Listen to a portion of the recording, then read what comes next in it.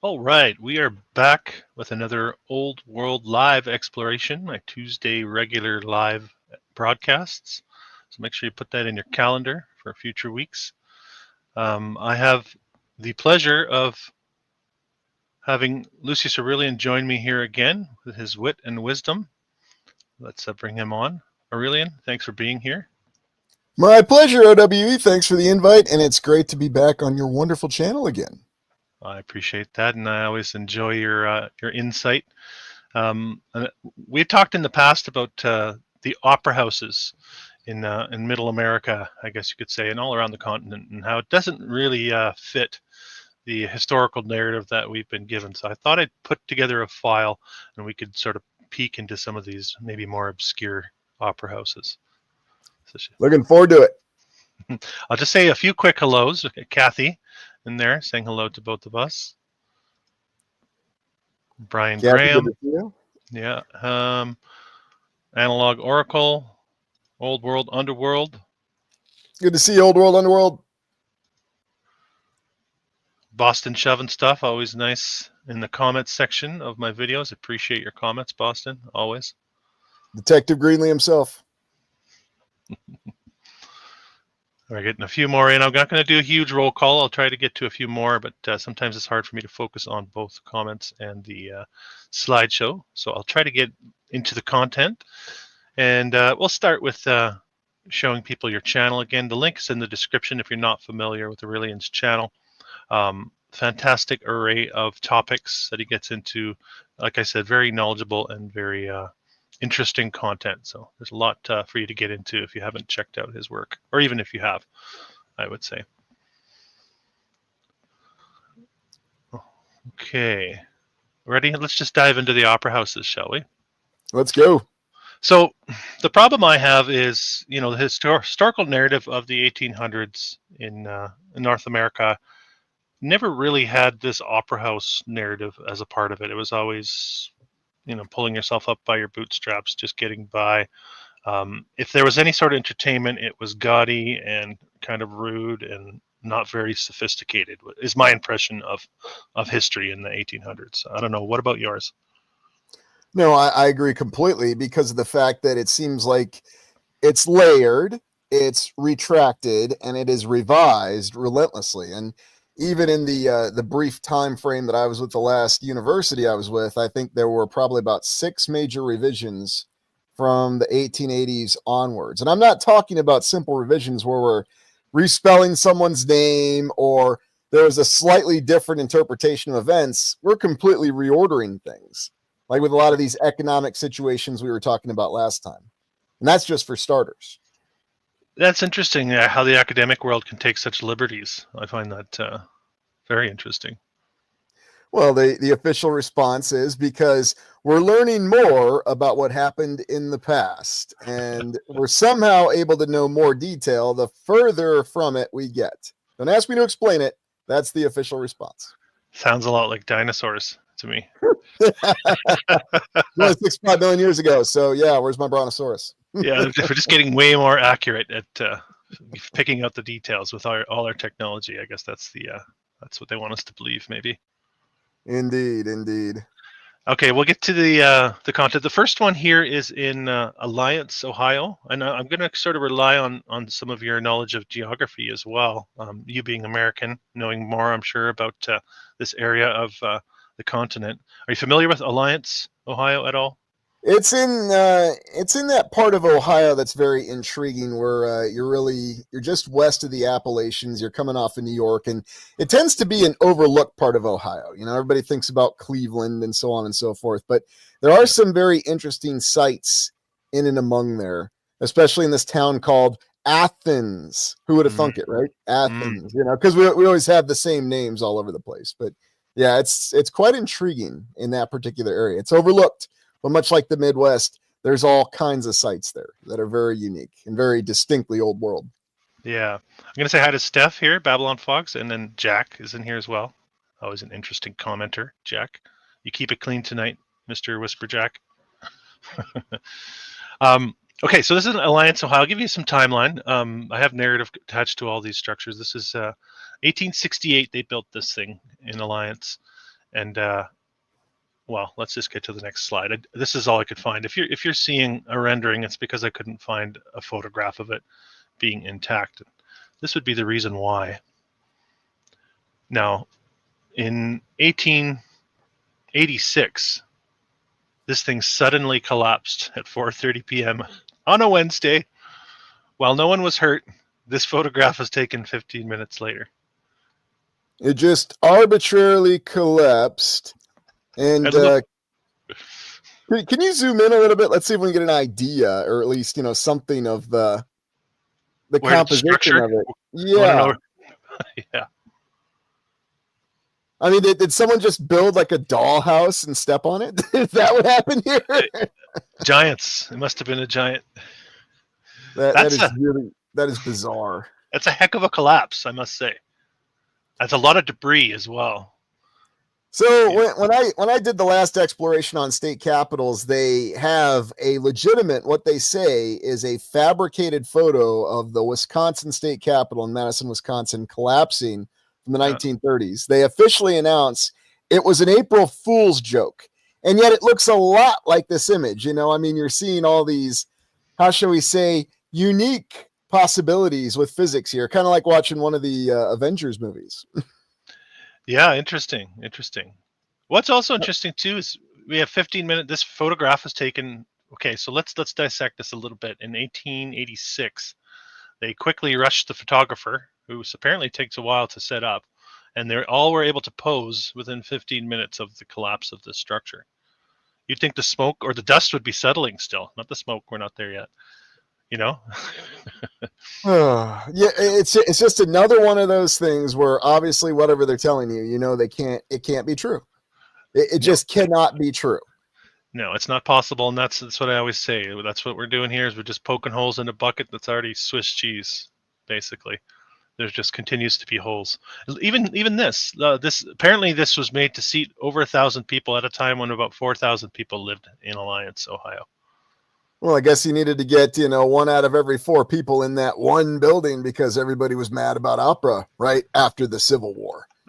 Yeah, right after the Civil War. 1867, 68, also a 2-year build time on that thing. This is, 3 stories. Here's another photo of it before we move on from Alliance, Ohio, from the other angle.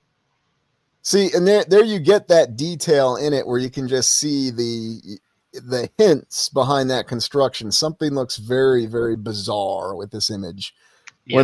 When we look at the decorations on each of the windows, and I mean, clearly it looks like block construction down there at that balcony or the entryway. Mm-hmm. But none of this is making any sense. I mean, it's another reminder of those collapsed buildings from said Civil War where it looks like someone was cutting them with a laser almost. I mean, you see that on the top floor. What the heck? That's a collapse? That's a random collapse? What?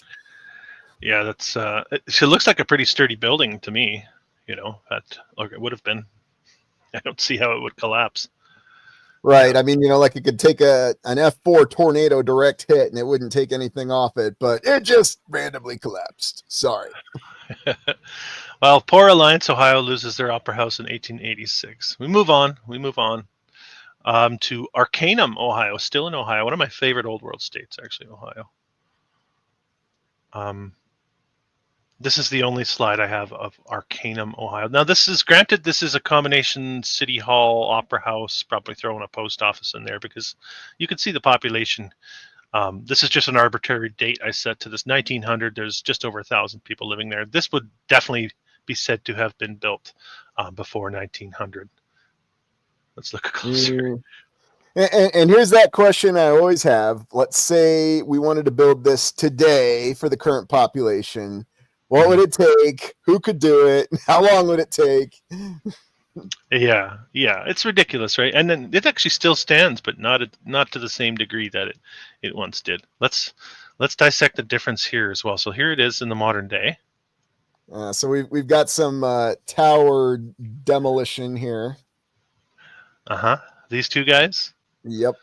And that's something I know you've seen on all the courthouses. They always seem to want to do that. It's like, oh, those scrappy towers they built, they just weren't going to last, so we had to pull those down. And really, you know what it is. They're just diminishing the emotional impact of the structure. Yeah, yeah, and they'll say it was done for safety, right? They'll say it was at risk of falling. Maybe they'll say a brick fell on a passerby or nearby, and out of necessity they decapitated these structures. That's common part of the narrative that I've found in my research. It drives me up a wall when you've got this incredible palace that is perfect today, but then they're saying right after we built it, it was falling apart.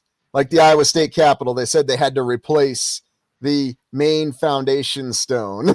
3 years. Well, 3 years after they placed it. Right.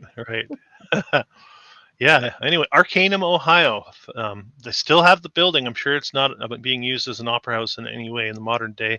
Not making any sense. So I threw it in there. Don't have any information on the construction of the building. If it was available, I would have found it. I've done a bit of research for this file. So if you don't see a build date, it's not because I didn't look. We'll move on to New York. There's several from New York in here. The Astor Opera House. Oh, there's that name again. You've heard that name before, have you? The Astors? Just a few times. Mrs. Astor was safe when it fell down, right? Yeah, very early timeline on this one, too. Like they got rid of this in 1890 and being built in the 1840s. Like this looks like a Roman, there it is before they tore it down, we'll be told. This is a pretty solid building. They seem to be a little bit more open with banning things on New York. New York City is the first place they say reached a population of 500,000 in the United States, and so they seem to think that it's no problem. We built it in the 1830s, the 1840s, no worries. Yeah, and for that reason, I almost omitted these New York opera houses just because of that, because you could easily explain it away. Anyone who wants to counter the old world narrative, maybe it doesn't have as much teeth because New York is New York, right? But there's several in here, and they definitely fit the same pattern. So I definitely kept them in there. There it is again, with the awning incorporated into the structure. Oh yes, awnings and great advertising that they had in the 1800s. I'll go to some of the narrative here, and then I'll come back to some of the visuals. So there was a riot. Let me just show you the riot. This is a rendering of the riot in 1849. This is just 2 years now after this place was said to have opened. Trying to remember what this riot was about. Was this a labor riot? Was this a anti-Mexican War riot, or what? I should have dug a little deeper into the narrative. I didn't. So I'm not completely sure, but that should be an easy Wikipedia search for anyone who wants to look a little closer.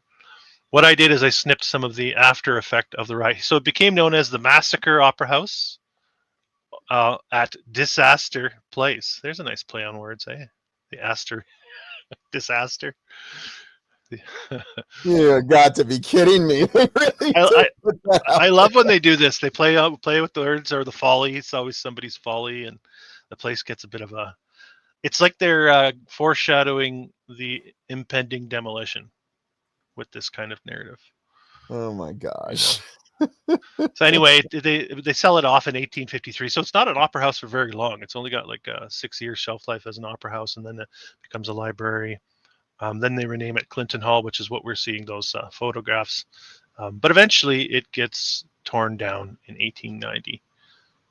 And I'll just show you a few of the visuals from the renderings from the interior of this structure.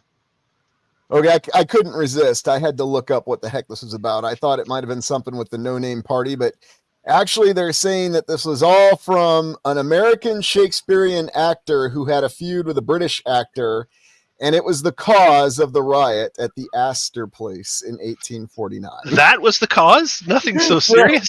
Yes, one actor being jealous of another actor, and you get this hilarious account of they deployed 350 militia, 100 policemen, obviously armed with nothing more than muskets and bayonets, right? Because what else did they have then? 450 against 10,000 rioters, and yet somehow they managed to crush the riot, despite being supremely outnumbered well over 10 to 1. Well, over 20 to 1. Well, that's interesting. I'm glad you looked that up. That's a little bit... The story's just hilarious.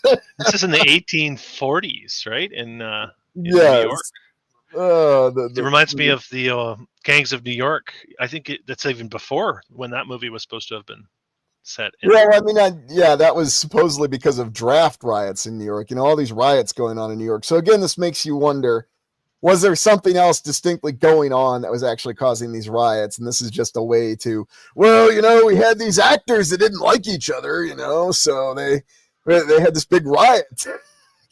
Why would anybody riot on behalf of an actor back in the 1840s? Because they loved their opera and their plays. Clearly. Look at the decoration. Amazing. 1847, they're building stuff like this in New York City. Come on. Love it. I love it. But we're going to jump forward to Boston now. The old Boston Opera House. 1909 is when they tell us this one was built. Now that's a beauty. Boston should have been proud of that. Yeah, I'd imagine they were. I would hope there would have been an uproar when they tore this down in the 50s. So I'm going to guess another victim of urban renewal given the time frame. Absolutely. It's a safe bet. I would say this is in the 30s. The Bostonians filling up the 1, 2, 3, 4, 5, 6, 7, 1, 2. I'm going to have to recount. Sorry. About 7 or 8 levels of seating in this thing. That is just incredible. Imagine going to a movie theater like that and having that kind of experience just with the interior and acoustics. Wow. Yeah. Yeah, it must have been something else. I would have been picketing in the streets. I think they did a lot of this stuff inconspicuously too. I bet you that it was just sort of underhanded, and you probably would have just found out one day that they either tore down the opera house or it was in process or in progress. I wonder about some of that. It was just done before people could even register that it was being done. A lot of this demolitions. We're seeing the same details that we see in all those great Fox theaters and every other grand theater that we've come across, where you see these arches, these columns, these pillars that are so well decorated. And you're just asking, what was the requirement for that at that time? And I mean, every single balcony, just look, it looks like we got our favorite cartouche on the front of every single balcony. You see that? That classic symbol that we see everywhere. Yep, it sure is. Mm-hmm. So making you wonder, is that where, maybe was that for leaders? Was that for somebody who was speaking? Did that have a different representation to it? Trying to step back and realize what the original intention of the building was. Mm-hmm. And then you have a couple of big names that probably after the fact, who knows, maybe not. The writing looks a bit simple compared to everything around it, so I always wonder about that. Mozart and Verdi. Quick, put that up there. We need Mozart. It's an opera house. Yeah, it's incredible though. It really, oh man, it kills me looking at some of this stuff. But it needs to be shared, and that's why I do it. And I want to mention as well to anyone watching this, if you're hearing any sort of background noise, it is quite cold where I am today, and I've got you can hear the furnace in the background, so I couldn't do anything about it. Just trying to stay warm up here in northern Canada. Some people complain about weird, small little noises when I'm doing my recordings. So I'm not in a professional studio. All right. Moving on. Who is? Yeah, who is, right? Yeah. So that's 1957. These are like the last photographs before. They looted it too. I think they looted a lot of these places for sure. And then they tore it down. We'll move on. We'll move on to the Pike's Opera House in Cincinnati. Cincinnati, an amazing old world city. I was blown away when I covered that city in my video. But 1850s, again, a very early time period for them to be so dedicated to building an opera house, according to my perspective on history anyway, unless I'm completely off.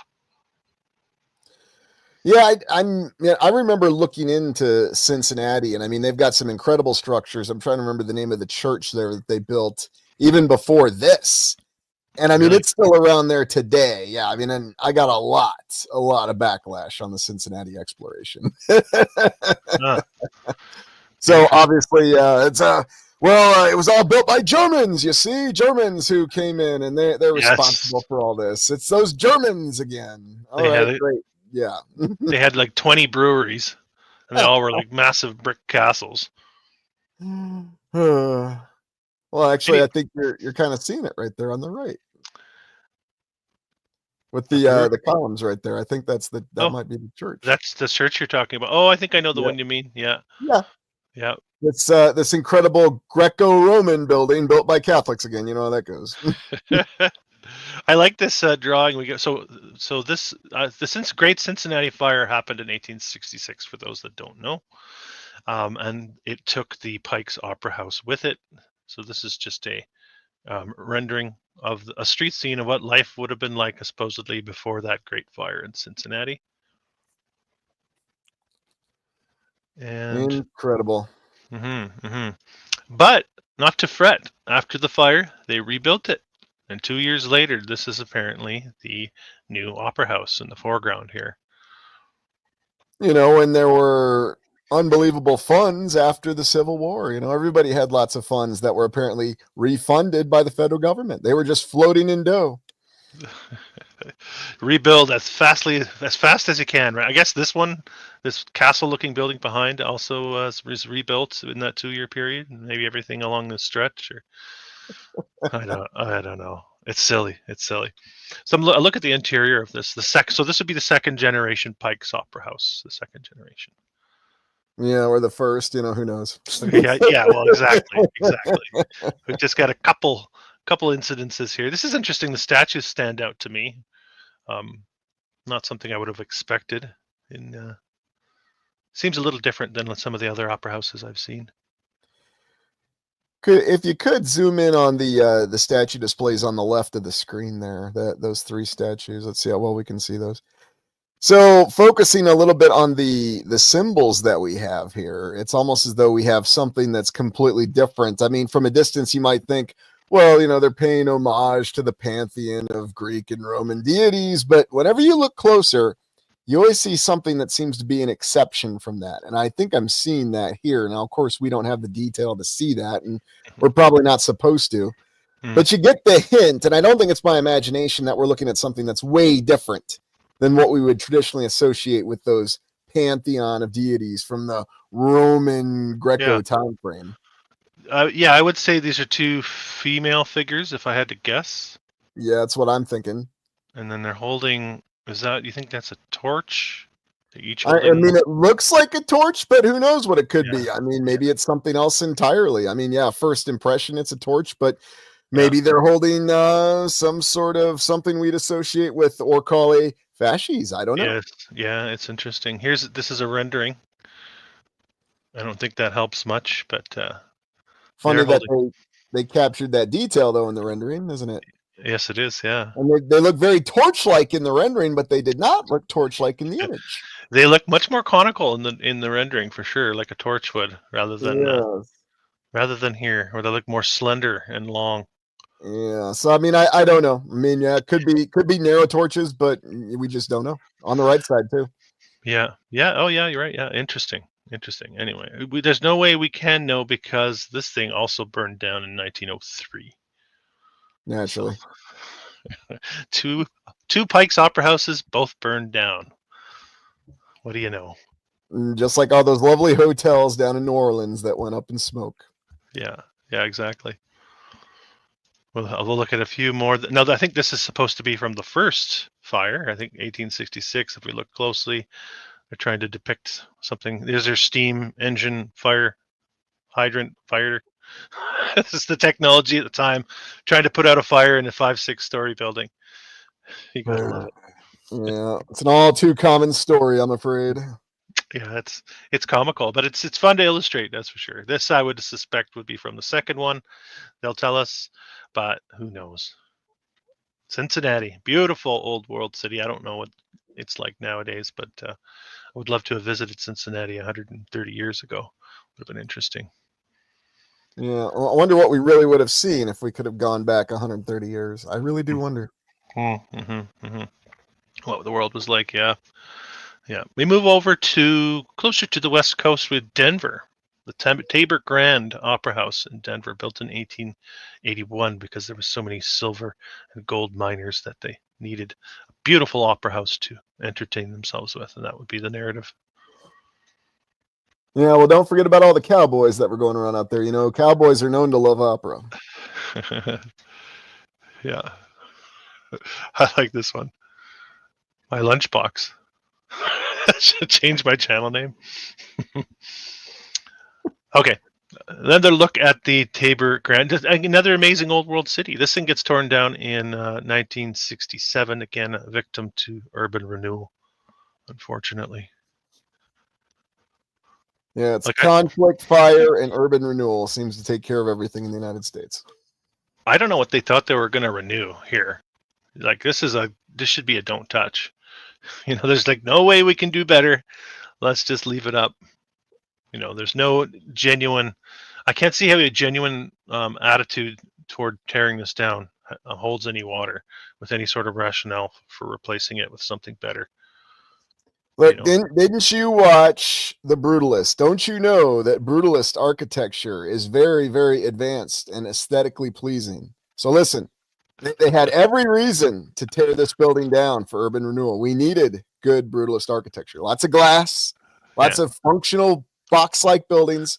Why would anybody want to look at something beautiful and be inspired by it? You know? I tried to do a comparison with old architects and new architects. So I looked up some of the top architects of our modern age, and it goes through some of their works, and it's all just hideous. To my eye, hideous brutalist, and some of them are weirdly curved and strangely shaped. You know, strange architecture in the modern day, that's for sure. Yeah, I mean, every time we look into one of these, I mean, look at that figure right there in the middle. Yes, it's quite striking. Every time we see one of these, we always see very unique symbols. We see a very interesting display. And this is supposed to be a theater or an opera house or both. Yeah. And we always get one of these grand displays, almost like this is some sort of incredible altar. Now, at least that's what we'd associate it with all the religious connotations. But what if it's something else entirely? Mm-hmm. Mm-hmm. Yeah, we don't know. We don't know. I think these were repurposed and for a different people, a different civilization. What gets me is the difficulty in constructing these, coming from the construction background and trying to envision finishing all of this in the upper reaches at a time when they didn't have scissor lifts. You know, they didn't have scaffold that you could easily assemble and disassemble. Everything was just like it really, really boggles the mind when you put that together. From my perspective, that's what that's why I have such a problem with the narrative. You know. Well, there's no real way to hold it up or to justify it. Yeah. When you really start to try to do that analysis with the logistics, with the acquisition of resources, namely time, everybody always says, well, we always had money. Yeah. That's why we can't do it now. We don't have any money now, but here's $4 trillion. Let's go fool around in the Middle East again, if we're in the United States. Yeah. And then this is supposed to be built in 1881 in Denver. And I would wager that most of these people don't have running water in their abodes that were said to have been building these places. The over-the-top opulence that we're looking at compared to what we're told regular everyday life was does not jive at all. No, it does not. I mean, there's no real way to justify how they were doing this at that time, unless what we understand the reality of their existence is very different than what it really was. Mm-hmm. Mm-hmm. And that's why we do what we do, really. Well, that's why I do what I do. And I think you're along the same lines. I know you are. Just ask questions. Like they never really wanted us to ask questions in school. Just do as you're told, right?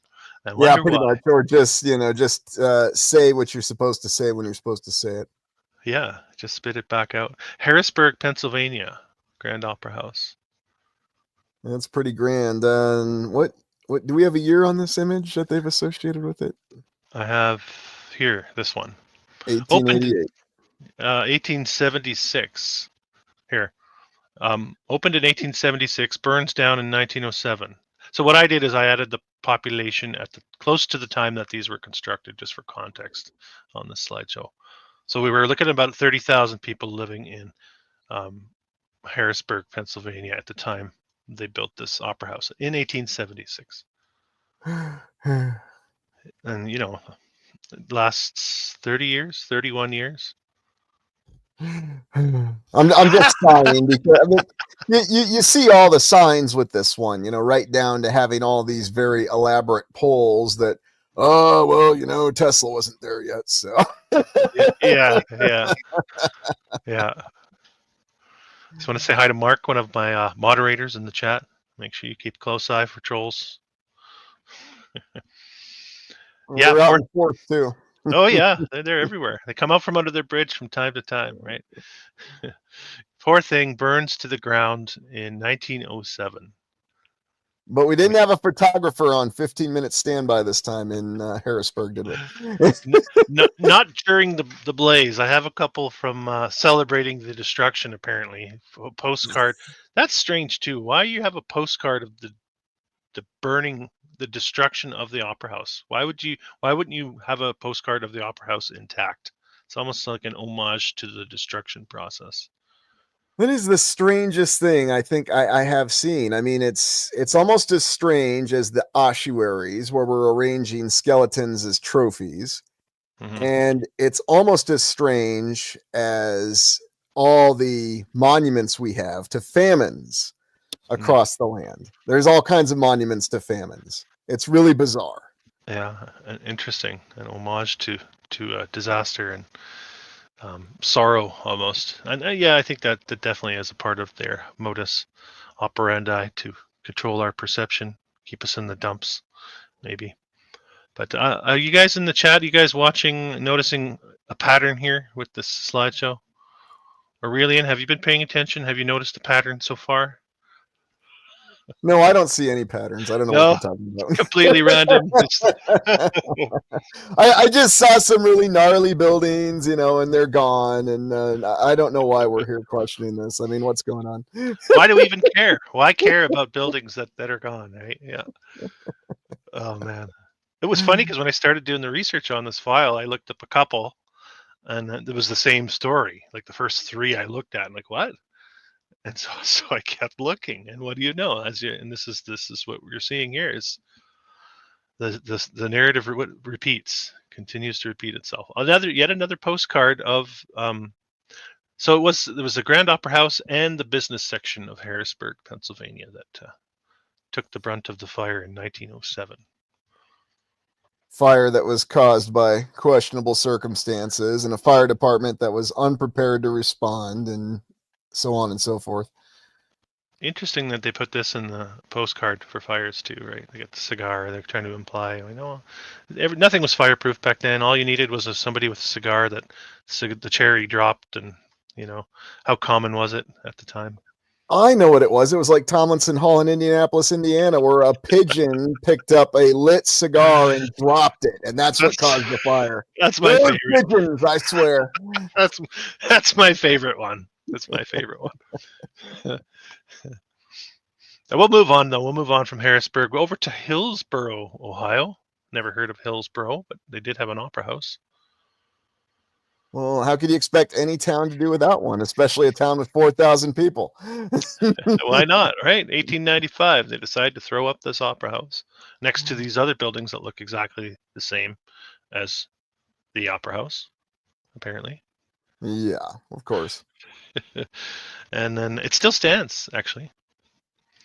And it was an opera house, and it was bells because you have this right here. Yeah. Looking very after the fact.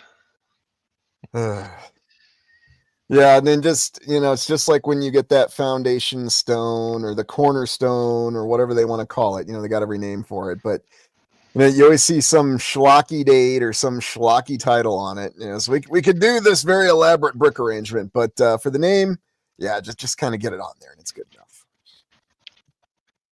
Here, yeah, it's funny because you even see these types of buildings drawn in cartoons as well. This is a good. This Steph commented here. Like so many other things, there is no historical stories of American opera singers. I studied opera in college. 7 years of studying opera, no mention of famous singers who was performing.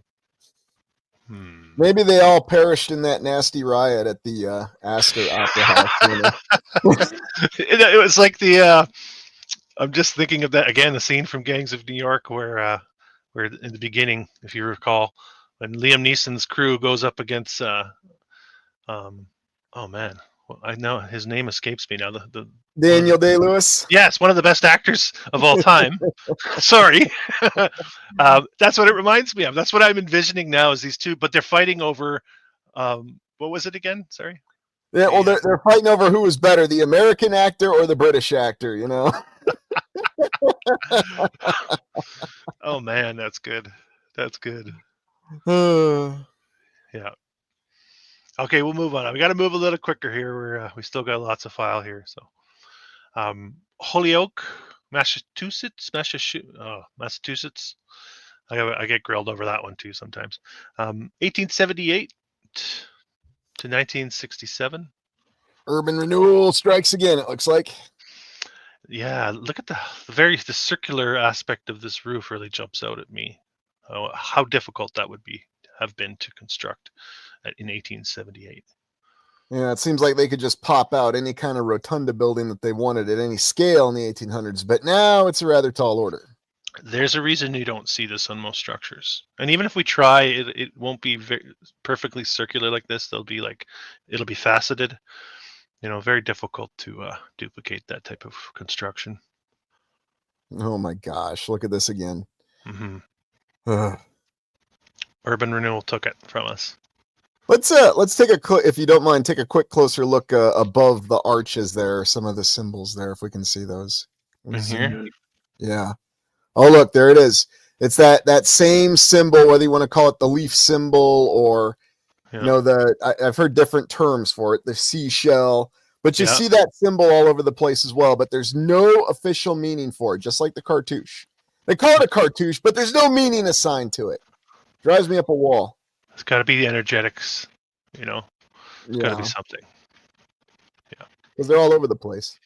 Yeah. Yeah, and they're amazing too. There's an energy to the formation, the shape. There's something there that draws you in, I think.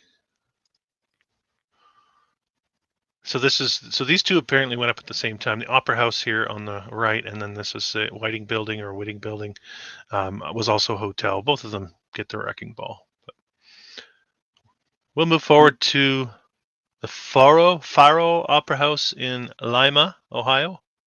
Another Ohio gem. Yeah, that's Western Ohio. That's where General Dynamics refurbishes the mighty M1 main battle tank for the United States military. Okay, interesting. Built in 1882, and the population was about 7,000 people. Incredible. Demolished in 1953, of course, again. Well, we could keep saying it all night, I'm sure. Urban renewal. This isn't near the end of its shelf life. Check the difference here. I'll go back and forth. Let me know if you see a difference. Can you see what's going on here? And then it looks like they're steadily, quote unquote, renovating it. That's what we'll be informed happened. And in the process of renovation, much like with the towers that got pulled down, suddenly this incredibly opulent and inspiring building aesthetically is diminished in a very subtle manner. Yeah, it turns into this. And it's just that looks much less appealing than this. And that's what they do. Postcard actually shows it pretty well. The detail, the little dormer coming off the it's just incredible. It's incredible work. Here's a look at the interior in Lima, Ohio. Catch an opera show in Lima, Ohio. It sounds funny to me. I think they pronounce it Lima. I don't recall. I remember going there on a tour in my previous life, and I think they pronounce it Lima. I might be wrong. Well, it's funny because I did a video on it years ago, and I got corrected because I called it Lima, just like Peru, right? And I had somebody just get it. That's why I'm stressing it now, hoping I got it right. Maybe I don't. You can't ever be right. I mean, that's just how there is to it. It's like when you go to Missouri, and there's that town there that's called Versailles, Oh, not yeah. Versailles. They Oh, actually really? say Versailles, yes, and you don't say Versailles. I mean, you can't get any more. Never mind. I'm not even going to finish the sentence, but I mean, it's everywhere. You know, wherever you go, everyone talks about pronouncing the name properly. Well, how do you know that's the proper way to pronounce it? Even if you're from there, that's just how you're saying it.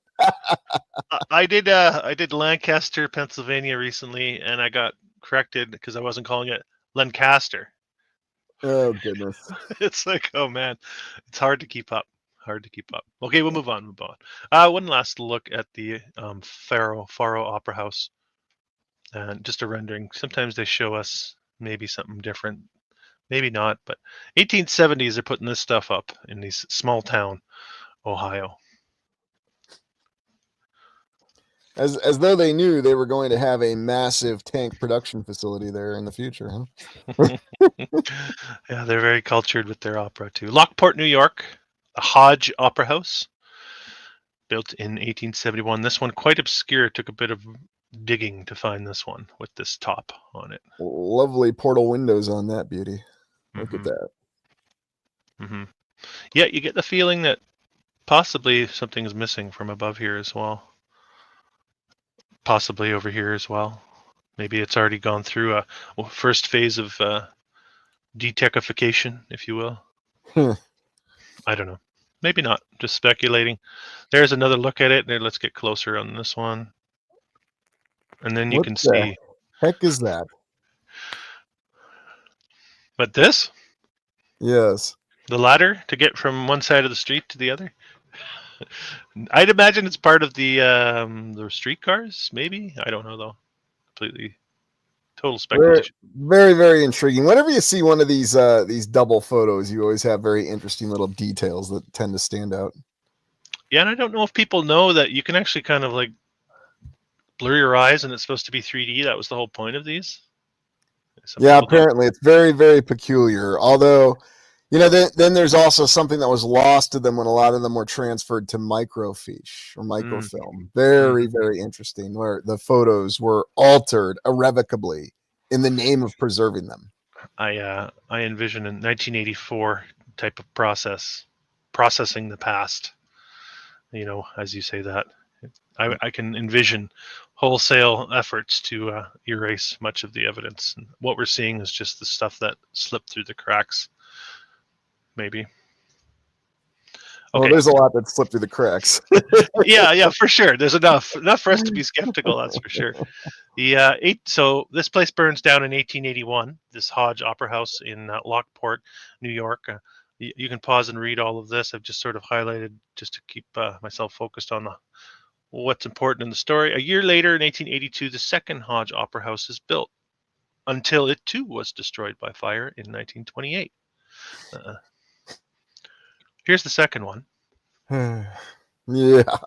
And here's the first one again. Let's take a look. Not a huge difference in shape. No, it's like they took the tower down and added a little statue. It looks like that's about it. Yeah. So poor thing burns down twice. Are we sensing a pattern? These are interesting too. Some of these ones with like the icicles all over them. You see that a lot in postcards as well. Buildings that burn down and then they just become, covered in ice. Well, it's funny you mention that, because that's another one of those recurring patterns that we see in a lot of these photos from the 1800s, where we either see these extreme effects of weather, where it's as though the ice age just hit, or the opposite, where you have the arid landscape in areas that are very much not arid landscapes today. It's truly bizarre.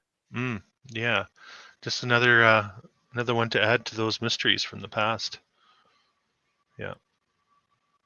Okay. That's really strange. Yeah, it's strange how they celebrate that too. We'll move on to, we get a Canadian one in here, London, Ontario.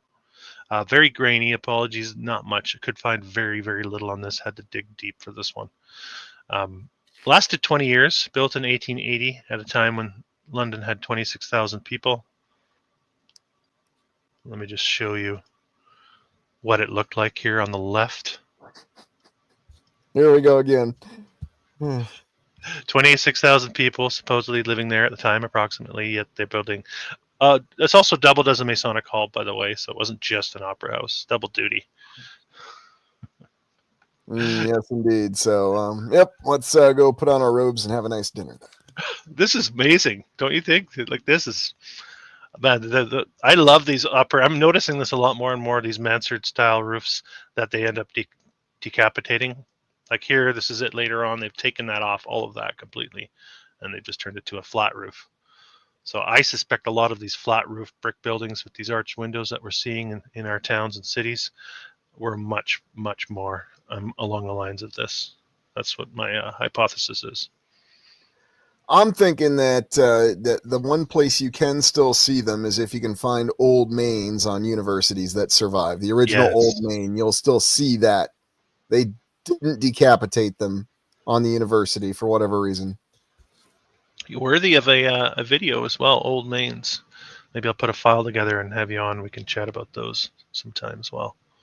Yeah, definitely have to be a live stream because for whatever reason, exploration videos just are, difficult to do for a variety of reasons on those. So this one, there it is. The fire took it in 1900. This is supposedly a picture of the after effects of the fire. I hate to be sort of morbid with all these guys watching. Some people get a little bit down when every one of these is destroyed.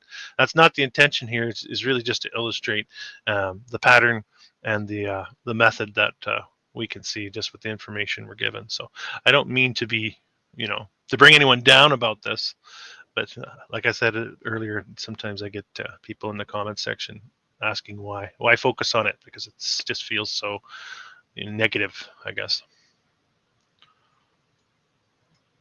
Well, we have to remember everything that was lost. I think that's important because if we don't, it's gone and it's not coming back. Yeah, I think we have to remember. We have to remember, and it's so important. Even the hard stuff, even the uncomfortable stuff, we still have to. Especially the uncomfortable stuff. I think we have to hold that in our minds so it doesn't happen again. Right, Millersburg, Ohio, another Ohio. Would you look at that? Built around 1890 when there was less than 2,000 people living there. Seats over 400, and demolished in 1954. Yeah, it could very easily be a church or a courthouse or a city hall. We've seen all. Oh my gosh, look what they did to that. 50s, right? This is the demolition process. This gives you a good idea of the texture on this structure. Just that, I always use that term in my videos, like the weight. I don't know if it's the best term, but the weight of the building materials itself comes through visually. Here you can see it as well. City Hall and Opera House doubled, just like one of the previous ones we looked at. See, and then there's that question, why was it there were some buildings that seemed to be earmarked for rapid demolition, but others survive to this day? I still wonder about that one. Yeah, it's a good point. It's a good point. Why did some survive and why are some gone? Or eventually is the plan to get rid of them all? Who knows? Who knows? There it is again. Black and white photo. Nice looking structure. Beauty. Looking like probably it was a fire hall too. City Hall, fire hall. You can see the big doors here in the front. Oh, yeah. Yeah. And of course they all had lower windows as a rule. Excavation with shovels. Shovel excavation with donkeys. Yeah. Get the old mules out. We go back to New York. New Orleans. My mistake. 1859 again, very early time period. They're building an opera house. I guess you could, if there's one city in the States that I might give a pass for building an opera house in an early time period, it might be New Orleans. Just from what I know of it from pop culture, off the top of my head. Oh, yeah. The French aspect, maybe. Well, that's what makes New Orleans interesting is, they go back and it's not just the French, it's also they try to incorporate the Spanish element into it to explain it. Yeah, it's confusing. We've got that magical Baroque architecture. It's also responsible for some of those things that you see. Like there's that, the bird's eye of New Orleans from, I think it was the 1850s. It is just stunning and virtually unbelievable to behold. Well, this too. This is the interior of the French Opera House, built in the 1850s. Huh. 4 balconies. Who's the engineer on this project? It's probably just an architect. Yeah, E. Townsend Mix, just throw some name at it. Sidney Absolutely Mason Stone. incredible. Yeah. I try to envision the build process and all the scaffolding it would take, because you've got to ornately finish every single square inch that you're looking at here. And some of this would have been 30, 40, 50 feet off the ground floor. You would have to have scaffolded up, set some sort of rigging. Like, it's just beyond comprehension. The amount of lumber they would have had to use for the scaffolding on these structures would have been able to build a city at the time, the way we build today. Uh-huh. So it's not logical. No. There's Never another really look. was. No, it wasn't. That's true. Here, I'll roll through this one. Again, it burns down in 1919, unfortunately. Here's a nice look at one of the rooms. Look at that. Ah. Beautiful. Everything painted. Paintings on the ceilings, right? Paintings everywhere. Somebody's painting everything, every surface they could possibly get their hands on. They're doing these amazing frescoes. And yeah. Just the time and resources that had to be dedicated to that just to achieve that. Yeah, it's not possible. Yeah. Again, here they are celebrating the destruction. Here's the look at the stage area. Let's see what we can get from that. You can see again more paintings in the upper area here. Very curvy Incredible. balconies. Just incredible. Beautiful. Yeah. Yeah. I'll keep going. Oh man, I'm going slow. We'll see how far we can get on this file anyway. Metropolitan Opera House in New York. Quite famous, I would think. Demolished in. So first of all, built in 1883. I'm not going to get ahead of myself here. It doesn't look like a whole lot. I mean, it's nice. This is nice looking structure. But when you get to the interior, it's really when it jumps out at you. 1880s New York, right? Because the old Astor Theater, nobody's going there anymore because of the massacre. So they're heading over to the Metropolitan Opera House.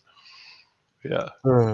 They took a few, like, this is what I expect to see from a lot of buildings that were demolished in the 50s and 60s, is there should have been an extensive archive. Maybe there is, we just don't have access to. Along these lines, though, you should have had everything should have been extensively archived for the sake of history and documentation, I would think. Well, I saw someone, posit in the comments, it's hard to believe that it's real. And that is a legitimate point, because the issue we have is we're only looking at images. We can't actually verify that it's real. So then you're asking, well, how do you know there's a possibility that even existed? Because there are still structures that stand where you do still see these exact same kind of decorations. Mm-hmm. Mm-hmm. So if they're still there, then it stands to reason that, yes, they really were in these theaters and in these opera houses. And then, so the next question that should come to your mind, if you don't believe, like, how could these possibly have been real? Who in their right mind would ever approve to tear these things down? Is the next question for me. Yeah, well, just you can look at policy decisions over the last 100 years and try to figure that one out. Yeah. This is one of the areas of the interior. Would you look at that? What are we looking at here? What are those figures? That's incredible. Looks familiar, though. Oh, yeah, I think I see our favorite cartouche. Yep. And looking like you've got figures on either side of this. One facing away and one facing toward, maybe? Can you get a little closer? Is that the... Yeah, look at that. Do you think? I think you're right. Those do look like figures that seem to be embracing in some sort of way. But you have this central blank medallion, whatever you want to call it, that we've been talking about, that seems to rear its head. And the decorations on the columns, too. Wow. Yeah, this is just so over the top ornate that they had to get rid of it, I guess. They just had to. Here's another one of those more modern photographs. What the heck is going on there? Yeah, that's odd, isn't it? That is very odd. Phantom of the Opera. And just a peek at what life was once like in this beautiful Metropolitan Opera House in New York City. Look what they're watching. You gotta love that too. Well, everybody was into their castles at all points in time. Yeah, they hadn't taken the cone off yet, just to give the turreted effect. Now they still have the cones on these, so a lot of these were torn down. Oh no, I jumped it. So here, let me go back. You're not supposed to see this one, guys. We're gonna go to the Academy, also in New York, 1854. This one gets built. Let me just go to some information here. The Academy Opera House, destroyed by fire in 1866, subsequently rebuilt, but the Met took it over, and it was demolished in 1926. So, fire, rebuilt, demolished in 26 is how that goes. It keeps keeping track. Oh boy. Yeah. The Academy. Yeah. All right, move on to Omaha. This one's an interesting narrative as well. Not a lot of visual evidence of this one. I've got this one and this one. You can see the muddy streets, but you can also see the rail tracks really sticking out of the mud here in the foreground, which is interesting. An indication that the infrastructure was there and a part of it. Yeah, no doubt about it. Very interesting. So this is the Boyd's Opera House. Let's just get a little bit of narrative. I pulled out some of the highlights. Erected in 1881 in Omaha. Amazing old world city, Omaha, Nebraska. You guys can read the rest. I'm just going to, for the sake of expedience, we're just going to move forward. They really praise this one in the narrative as really almost fireproof. Not quite fireproof, but almost fireproof. There's barely any danger of fire. Opens in 1881, and it burned down 12 years later. And then he built another one, 2,000 seater. That's apparently the one we're looking. Honestly, I've lost track. I've lost track. No, that's pretty funny. This supposedly is the second one, so or the first one. Boy. Not even sure. Not even sure. No, how could anybody be? How are you doing for time? Can you stick with me another about 20 minutes, if you don't mind? That work for you? Give you about 5. Okay, 5. Sorry to cut you short. That's okay. I'll try to pick out some of the highlights then. Peoria, Illinois. 1882, nice. 1909. Same timeline. Pretty much all of these right in that same timeline. Of course, you probably know what happens to it. Yeah. Fire. The old fire gets it. Every single one. Yeah. Okay, let's see. Pueblo, Colorado. We're gonna go rapid speed now, just to hammer the point home here. 1890 to 1922. What do you think happens to this if you had to guess? 1922. Well, it's either a fire or it wasn't urban renewal yet, so they would say fire. Right, you are. The Opera House block fire in Pueblo in 1922 takes this thing out. And this thing, what a building! Pueblo, Colorado, at a time when they had 25,000 people. They supposedly built this fortress and called it an opera house. So. Yeah, it gets even more hilarious when you look up the whole Dr. Quinn TV show and see how people were living right before that time frame in Colorado Springs. Is that the medicine woman, Dr. Quinn medicine woman? Dr. Quinn medicine woman, that's the one. I recall. Here's the ice effect again being highlighted, or whatever that might be. Interesting. It was really strange, yeah. Yeah. I think I'll cut it out there. Then I'll let you go. I think a point has been made. I'm gonna continue with the stream. Just finish up my file just so people can see all this. And I just want to thank you for your time and joining me on this presentation. And of course, I always look forward to doing it again. No, you're most welcome, and thanks for having me. It was a pleasure. All right, until next time. Thanks. Yep. All right, guys, I'll continue with the file. For those of you that are interested in seeing what else I have left in here, I still have about 40 pictures. So we're going to still see about, I don't know, 10-ish opera houses. So if you'd like to stick around, please do. Love it when Aurelian comes on here. You guys got so much knowledge and insight, and I always appreciate when he joins me. So we'll try to do a somewhat regular occurrence here on our Tuesday night lives. I'm just checking out the chat now, getting back in here. I see Jack and Steph and Isabella live. Pueblo's this old steel mill had a big fire last year, Julia says. That's interesting. Pueblo, Colorado. All right, I'll keep an eye on the chat here, guys. Let's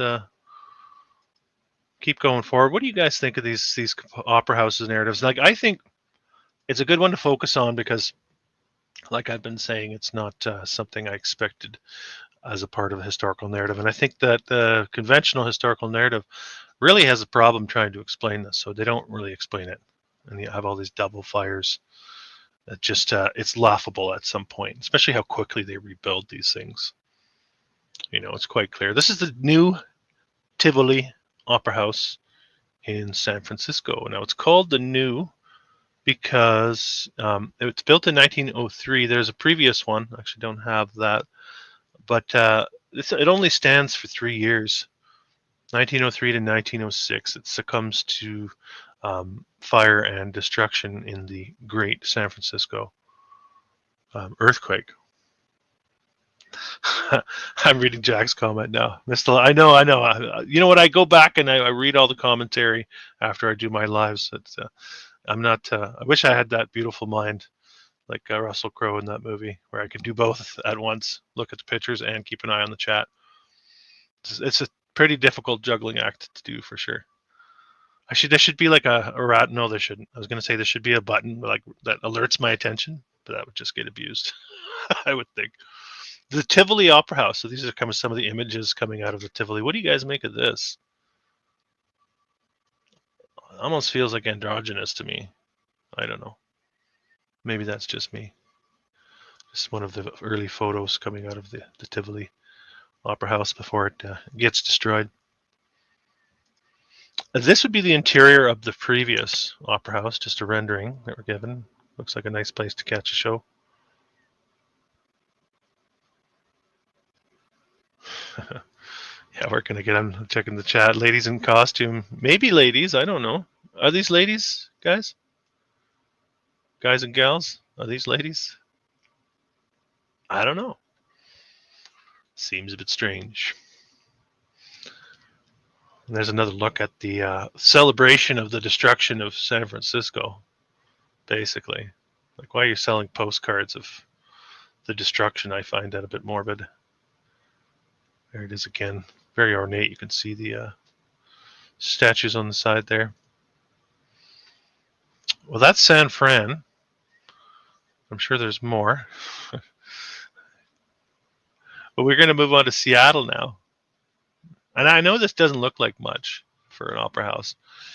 Well, that's because, well, it's the second opera house. You can see here I've got 3 dates. I've got 1900, 1906, and 1917. So this apparently gets a couple do-overs.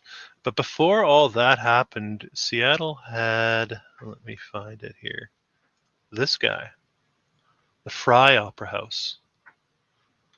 And let me pull up some narrative here. Actually, I'll keep it on here for a bit. Let me get some narrative here for you. No, this is the one I looked at. Now I'm sort of scattered a bit. This one here burns down in 1906, but it doesn't burn down. It just gets devastated, and then gets kind of fixed up or whatever. And then the same one went up in a spectacular early morning blaze that claimed the life of a firefighter in 1917. So this one burns down twice. That's why I have those multiple dates there. And there's a look at the interior. And to me, this photo looks much newer than 1917. What do you guys think of that as well? This is supposed to be right after. Actually, this is supposed to be the 1906 fire. This photo is supposed to be from 1906. What do you guys think of that?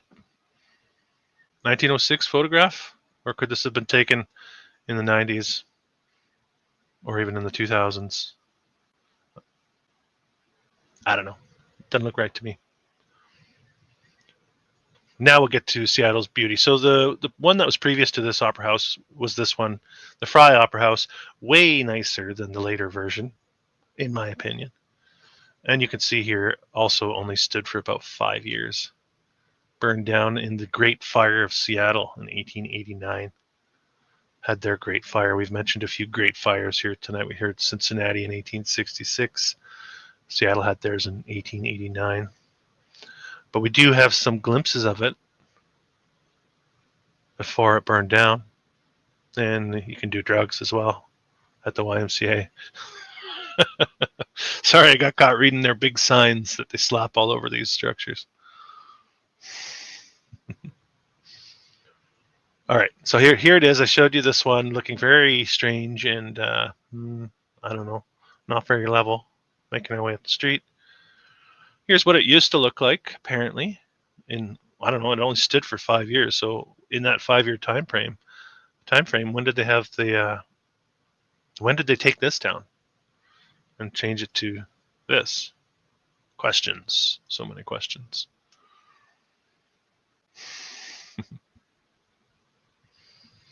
Anyway, poor thing gets destroyed in the Great Seattle Fire of 1889. There it is again, depicted on an old bird's eye map from 1889. Coming to the end of the file, we've got about 20 photos left. I'll bring you everything I've got, as I like to do, just so they're archived online, and we can be together a little bit longer. Those of you here watching, if you're watching the recorded version, I appreciate it. Make sure you hit the thumbs up and throw a comment in there. Even if you don't like my approach, throw it in there. I always like a good back and forth. Or if you have an opera house, maybe research your town. Maybe it had an opera house, and throw that in the comment section. That's what we need to start doing, is bombarding the narrative with volume. If everybody, who watches this looks up the history and the potential that there was, in this case, an opera house, we could really put some serious, put a real dent in that narrative. Sioux City, 1888 till 1931. Built at a time when there's 35,000 people. Let's look a little bit closer. 1888 in Sioux City, Iowa. They're doing this to the front of their opera house.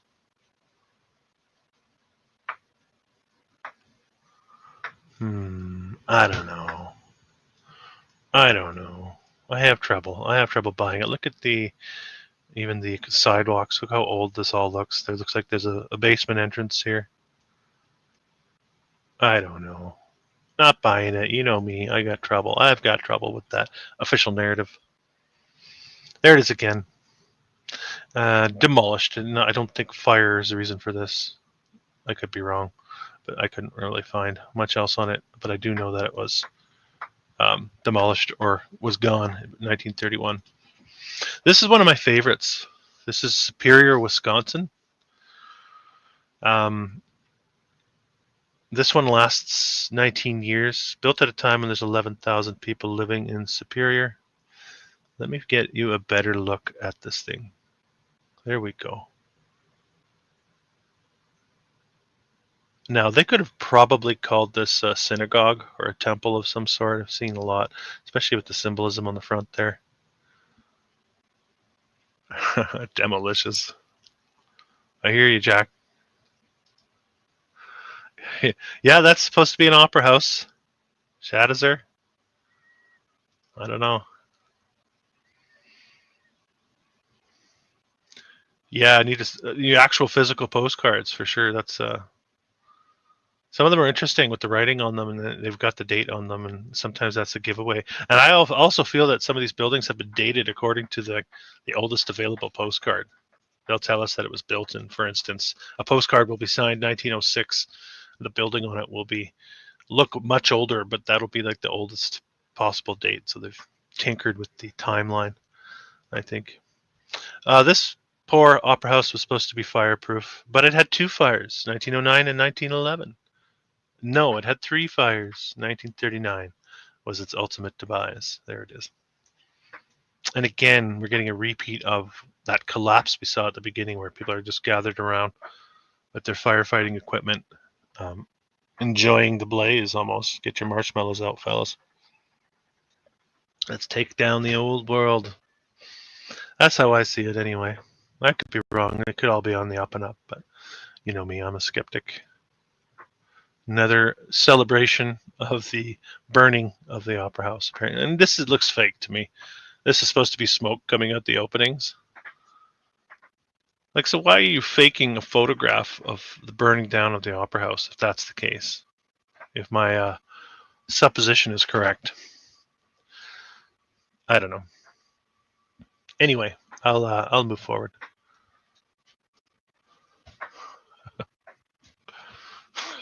Kathy. I won't read it out, but I like it. I'm sure it's out there. If it's not, then we'll have to insert it into the narrative and let's see if we can get it going. All right, Terre Haute, Indiana, 1897 to 1960. Their wonderful-looking opera house. Looks like it's going to be urban renewal that takes this one. Here's another great example of that mansard-style upper reaches, where if you look around your towns, this would be the roof line. I know you'd be looking at a flat roof, but likely there was much more going on above that flat roof. And we just have a few looks. This is some of the surrounding areas. Terre Haute. I did a video on Terre Haute, amazing old world city. Didn't know anything about it before I did it. And let's take a look at some narrative. Opened in November 1987, torn down in 1960. I'll leave the rest of it alone. A lot of it's just filler. Fairly large, 1,300 seats. And they like to list off all those famous names, apparently. The entertainment hub of Western Indiana. I think we are at the last location. We are. This is the last one, and we pick a Canadian location. Toronto, Ontario. This one looks like it survived the Great Toronto Fire in 1904, I believe. I could have that wrong. It could be 1901. But Toronto also having its Great Fire. You can see 1874 here. This thing gets built and doesn't make it to past 1927. But I'll showing all those hallmarks that we're seeing in all these other locations. So my my implication is that we're looking at the remnants of a previous civilization that was overlaid with a new timeline and a new explanation for much of the structures that we're seeing. And the attempt here on this channel is to provide you with enough evidence to overwhelm you into having no possible way to defend the conventional historical narrative. So it's kind of a bully tactic when I throw all of this evidence at you once. I admit it, a bit of a bully tactic. Apologize for that. But I think when you see enough of these stacked up next to each other, my hope is that you have no way of defending the narrative that we've been given. This is just a look at what the interior of the Toronto Opera House used to be. And just a brief explanation. This one also suffered a number of fires. So the narrative repeats, Terre Haute having the same, I think it was Terre Haute, and now I've lost track, including a major blaze in 1879. It never recovered from those fires, we are told, and then it was neglected and unceremoniously demolished in 1927. This is a big part of the narrative that we see as well, the downplaying of these structures as they fade off into the past. All we have is this memory that we're trying to keep alive here. The site of the former Grand Opera House is now occupied by the 68-story Scotia Plaza. The sole remaining physical legacy of this concert hall is a small lane running south from Adelaide Street West named Grand Opera Lane. And this is what they do as well. They try to, it's not really even an homage, it's almost mocking the fact that it once stood. And this is what they replaced it with. Reminding me of 2001 Space Odyssey, to spell it out. All right, that's the end of my file here tonight. I'm just looking at the chat here. I want to thank all you guys for joining me here on my Tuesday night live, attempting to make this a regular thing. This is, I think, my 3rd episode.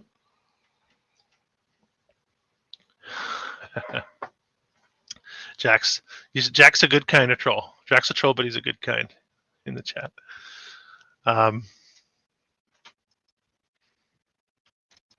Yeah, so next week we have a Knuckleheads, the next Knuckleheads episode.